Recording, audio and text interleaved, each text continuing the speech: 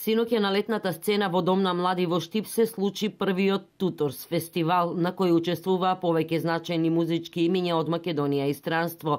Први настапуваат членовите на групата No End, пошто следуваше концерт на штипскиот пеач Илија Кикиритков, кој ги промовираше песните од неговиот албум Song of Love and Sacrifice. Тој беше придружен од голем број професионални музичари кои учествувале во создавањето на албумот.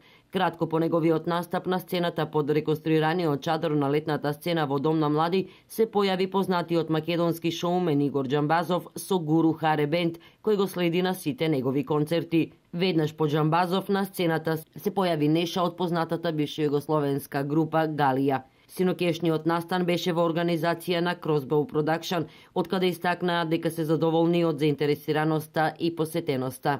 Јас се надевам стварно дека за ваква посетеност и за доброто на народот, всушност и за уживателите на добра музика, мислам дека ова ќе прерасне во некоја традиција. Па јас само би посакал луѓето да уживаат, да си поминат како што умеат убаво и прекрасно. Присутните во Дом на млади уживаа во песните, но пред се во хумористичните коментари на Игор Џамбазов, а потоа во еден глас со Неша од Галија ги пееа големиот број негови хитови, од кои безвременските стихови очигледно и после неколку децении останале во нивно сеќавање.